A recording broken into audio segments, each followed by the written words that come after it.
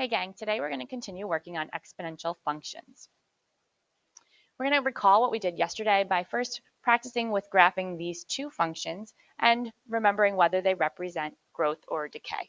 So taking a look at number one, we have y equals 4 times 2/5 of the x. So we go over to our graphing calculator, type in y equals, and you can see I already have part of the equation there. 4 times 2 divided by 5 raised to the x power, and pull up our table.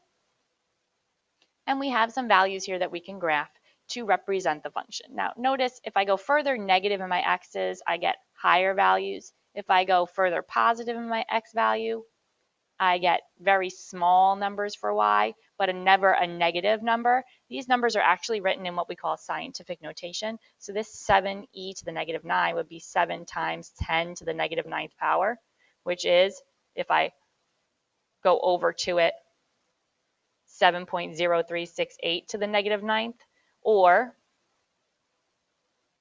if I were to write that out, it would be a 7 9 places back from the decimal. So it would be 0.000000, 1, 2, 3, 4, 5, 6, 7, 8, 9 places back would be the 7. So it's a very, very small number, but it's not a negative number. So don't let that confuse you. All right, so I want to graph at least 3 places on each side of the y-axis. So if I go to negative 3, I have 62.5. So I need to get at least that high. So I could use 7.5 or 15 for every other box to get up to 60. And that would allow me to graph some more points. So now we can go ahead and graph those. We have negative 3 is 62.5. So left 3 up to 62.5, which we're going to estimate. Then negative 225, so that's left 2 and up to 25. Then negative 1 and 10, so left 1 up to 10.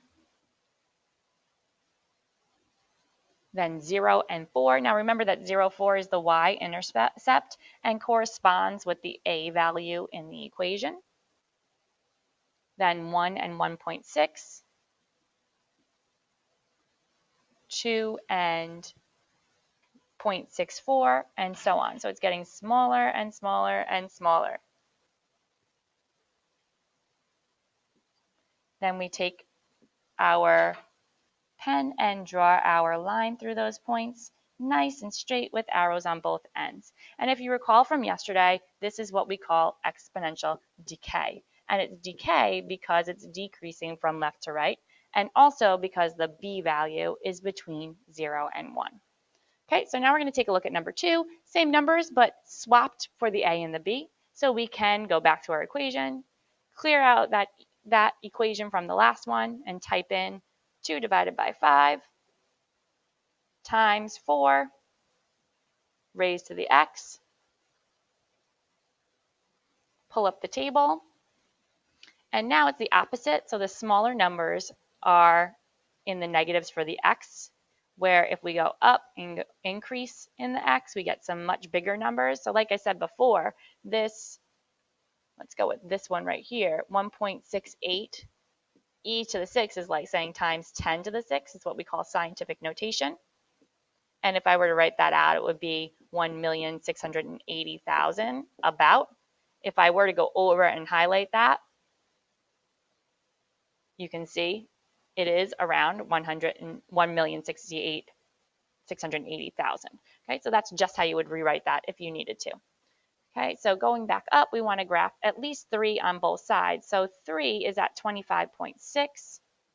I have 1, 2, 3, 4, 5, 6, 7, 8, 9 boxes. So to get to at least that 25.6, I want to do maybe 3 for each because that would get me to 27. So I'm going to do 6 every other. 6, 12, 18, and 24. And then we can go ahead and graph those points. So negative 3, if I'm going to start actually at positive 3 is going to be at 25.6. Or about here. 2 is going to be at 6.4, or about here. 1 is at 1.6, about here. And then it keeps getting lower and lower Notice that the 0 is 0.4, which is the same as our a value, 2/5 is 0.4. And then it gets closer and closer to the x-axis without ever crossing, because again, it's never going to get negative there.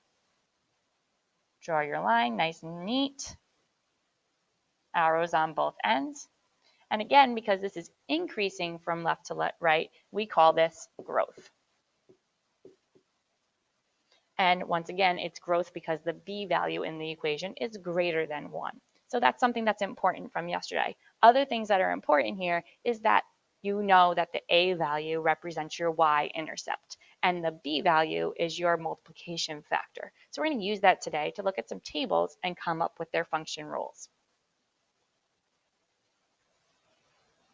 Okay, so at this point, hopefully you have noticed that in y equals ab to the x, the a always represents the y-intercept, and the b is the factor at which the y is growing or decaying by. So we can use that idea, like I just said, to come up with the equation. So taking a look at this first one, 0, 6 is our a, so we can write y equals 6.